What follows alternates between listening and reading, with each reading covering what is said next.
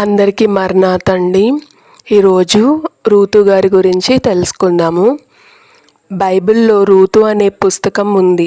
ఇది ఇశ్రాయేలులకు న్యాయాధిపతులు ఉన్న కాలంలో జీవించిన ఒక కుటుంబం గురించి కథ. రూతు మోయాబు దేశానికి చెందిన యవ్వ స్త్రీ. రూతు అనే ఆవిడ మోయాబు దేశానికి చెందిన ఒక యవ్వన స్త్రీ అంటండి. ఆమె దేవుని జనాంగమైన ఇశ్రాయేలులకు సంబంధించినది కాదు. ఇశ్రాయేలుల జనాంగానికి సంబంధించిన కానామైనా కానీ రూతు సత్యదేవుడైన యెహోవా గురించి తెలుసుకున్నప్పుడు ఆయనను ఎంతోగానో ప్రేమించిందంటండి. నయోమి ఒక వృద్ధ స్త్రీ. నయోమి అనే ఒక ఆవిడ వృద్ధ స్త్రీ అంటండి. ఆమె రూతుకు యెహోవా గురించి తెలుసుకోవడానికి సహాయం చేసింది. నయోమి అనే ఆవిడ ఒక వృద్ధ స్త్రీ అయినప్పటికీ కానీ ఆమె రూతుకు యెహోవా గురించి తెలుసుకోవడానికి సహాయం చేసిందంటండి. నయోమి ఎవరంటే ఇశ్రాయేలుల స్త్రీ. ఇశ్రాయేలీలలో ఆహార కొరత వచ్చినప్పుడు ఆమె భర్త ఇద్దరు కుమారులు మోయాబు దేశానికి తరలి వెళ్ళారు.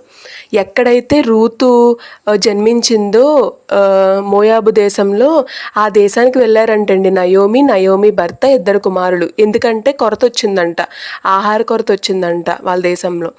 సో తర్వాత కొద్ది కాలం తర్వాత నయోమి భర్త చనిపోయారు.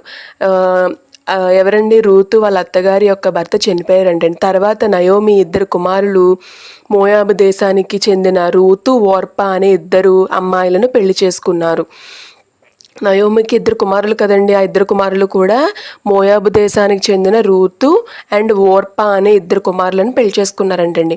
దాదాపు 10 సంవత్సరాల తర్వాత నయోమి ఇద్దరు కుమారులు కూడా చనిపోయారంటండి. అప్పుడు నయోమికి ఆ ఇద్దరు అమ్మాయిలకు ఎంత దుఃఖం కలిగిందో, చాలా దుఃఖం కలిగిందంటండి. ఎందుకంటే మరి ఎవరికన్నా అలా జరిగితే బాధేస్తుంది కదా. అలాగా నయోమికి ఇద్దరు కుమారులు చనిపోయిన తర్వాత నయోమికి ఇంకా ఇద్దరు కోడళ్ళకు కూడా చాలా బాధేసిందంటండి. ఒకరోజు నయోమి మళ్ళీ తన స్వంత ప్రజల దగ్గరకు, తన స్వదేశానికి వెళ్ళిపోవాలని నిర్ణయించుకుందండి. అప్పుడు రూతు, ఓర్పా ఆమెతో పాటే ఉండాలనుకుని ఆమెతో బయలుదేరారు. ఈమెతో ఉండాలని ఫస్ట్ ఇద్దరు కోడళ్ళు అనుకున్నారంటండి. రూతు, ఓర్పా కూడా నయోమితోనే ఉండాలనుకొని ఫస్ట్ అనుకున్నారంటండి. తర్వాత అయితే వాళ్ళు కొంత దూరం ప్రయాణించిన తర్వాత నయోమి ఆ అమ్మాయిలు ఇద్దరి వైపు చూసి, మీరిద్దరూ మీ ఇళ్ళకు వెళ్ళిపోండి, మీ తల్లుల దగ్గర ఉండండి అని చెప్పింది. నయోమి మీ ఇద్దరు ఇంటికి వెళ్ళిపోండి, కోడలిద్దరిని అందంటండి. ఇద్దరు ఇంటికి వెళ్ళిపోండి, మీ తల్లుల దగ్గర ఉండండి అని చెప్పిందంటండి. నయోమి ఆ అమ్మాయిలను ముద్దు పెట్టుకొని వాళ్లకు వీడ్కోలు చెప్పింది. అప్పుడు వాళ్ళిద్దరూ ఏడవడం ప్రారంభించారు. ఎందుకంటే వాళ్ళు నయోమిని ఎంతో ప్రేమించారు. మేము వెళ్ళము, మేము నీతో పాటు నీ ప్రజల దగ్గరకు వస్తాము అని ఇద్దరు కోడళ్ళు అన్నారు. కానీ నయోమి వాళ్లతో, నా కుమార్తెలారా, మీరు తిరిగి వెళ్ళండి, మీరు మీ ఇళ్లల్లో ఉండడమే మంచిది అని చెప్పింది. కాబట్టి ఓర్పా తన స్వదేశానికి బయలుదేరి వెళ్ళింది. కానీ రూతు వెళ్ళలేదు. అప్పుడు నయోమి ఆమె వైపు తిరిగి చూసి, ఓర్పా వెళ్ళింది, నువ్వు కూడా ఆమెతో పాటు ఇంటికి వెళ్ళు అని రూతుతో అనింది. అందుకు రూతు, నేను నిన్ను విడిచి వెళ్ళేలా చేయడానికి ప్రయత్నించవద్దు, నన్ను నీతోనే రానివ్వు. నువ్వు ఎక్కడికి వెళ్తావో నేను అక్కడికే వస్తాను, నువ్వు ఎక్కడ ఉంటావో నేను అక్కడే ఉంటాను అని రూతు నయోమితో చెప్పింది. నీ ప్రజలే నా ప్రజలు, నీ దేవుడే నా దేవుడు. నువ్వు ఎక్కడ మరణిస్తావో నేను అక్కడే మరణిస్తాను, నేను నీ దగ్గరే పాతిపెట్టబడతాను అంది. రూతు గారండి నయోమి గారితో ఇలా అన్నారండి. ఏమని? నువ్వెక్కడుంటే అక్కడే ఉంటాను, నువ్వెక్కడ మరణిస్తే అక్కడే మరణిస్తాను, నీ ప్రజలే నా ప్రజలు, నీ దేవుడే నా దేవుడు అని చెప్పి రూతు గారు వాళ్ళ అత్తగారైన నయోమితోనే ఉంటానని చెప్పారంటండి లాస్ట్కి. అప్పుడు చివరికి ఆ ఇద్దరు స్త్రీలు ఇశ్రాయేలులకు చేరుకొని అక్కడ నివసించడం ప్రారంభించారు, ఇశ్రాయేలులో ఉండడం ప్రారంభించారంటండి. ఎవరు? రూతు, వాళ్ళ అత్తగారు నయోమి. అది కుప్పకూర్చే కాలము కాబట్టి రూతు వెంటనే పొలాల్లో పనిచేయడం మొదలుపెట్టింది. మరి బతకడానికి ఏదో తినడానికి కావాలి కదండి. అందుకని పొలాల్లో పరగేరుకోవడానికి వెళ్ళడం ప్రారంభించిందంటండి. ఎవరు? రూతు. బోయాజు అనే వ్యక్తి ఆమెను తన పొలంలో పరగ ఏరుకునేందుకు అనుమతించాడు.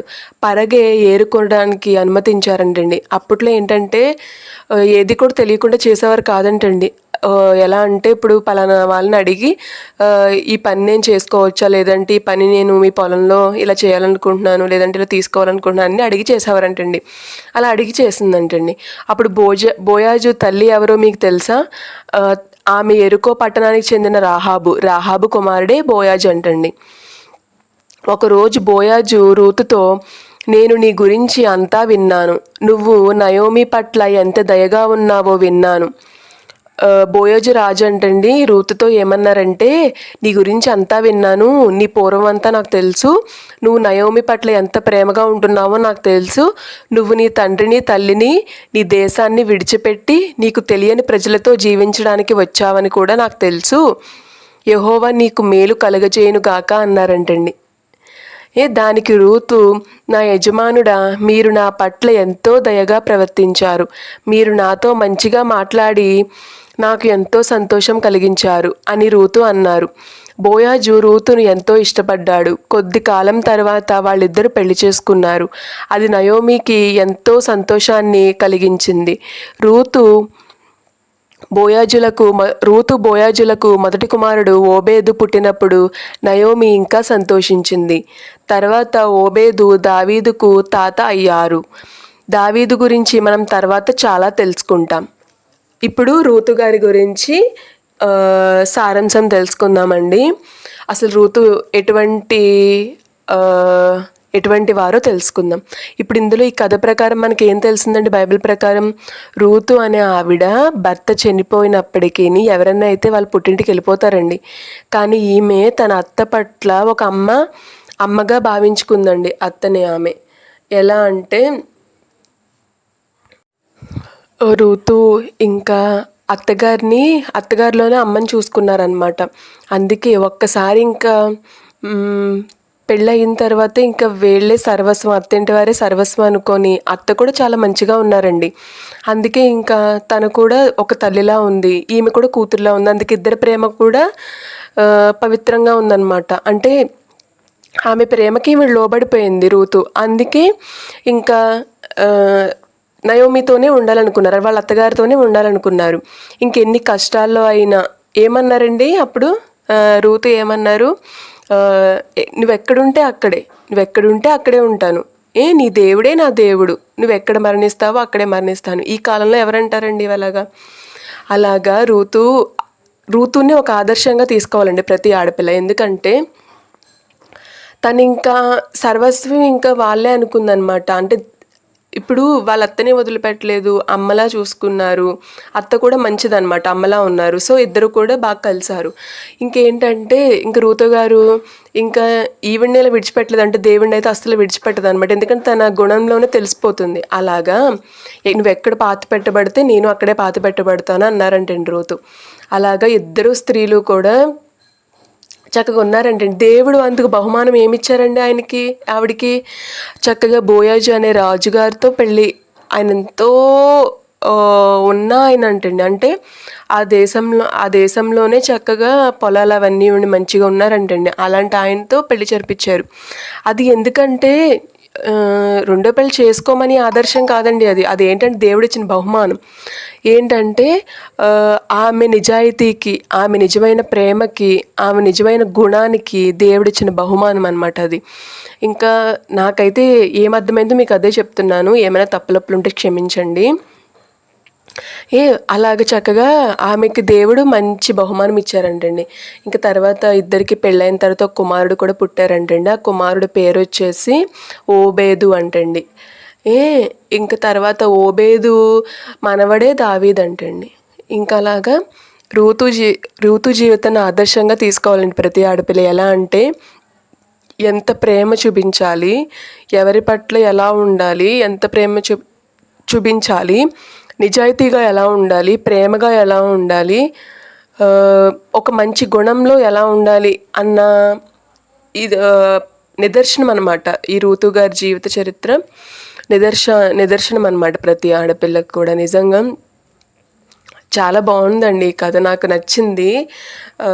అందుకే యూట్యూబ్లో ఇలా పెడుతున్నాను, షేర్ చేసుకోవాలనిపించింది అందరితో. సో ఎవరైతే వింటున్నారో వాళ్ళందరూ కూడా వీడియోని లైక్ చేయండి, అలాగే సబ్స్క్రైబ్ చేసుకోండి. ఇక్కడ ఉంది కదా బెల్ ఐకాన్, అది బెల్ ఐకాన్ని క్లిక్ చేయండి. దానివల్ల మీకు డైలీ అప్డేట్స్ అనేవి వస్తాయి. ఈ సబ్స్క్రైబ్ బటన్ దగ్గర క్లిక్ చేసి పక్కనే గంట సింబల్ని చూసారు, దాని మీద క్లిక్ చేయండి, డైలీ అప్డేట్స్ వస్తాయి. అలాగే ఈ కథ విన్న ప్రతి ఒక్కరూ కథ నచ్చితే కనుక లైక్ చేయండి. అలాగే మన దేవుడి వీడియోస్ అన్నీ కూడా ఈ ఛానల్లో ఉన్నాయి. ప్రతి ఒక్క వీడియోని చూసి లైక్ చేయండి. అందరికీ మర్నాత. ఆమేన్.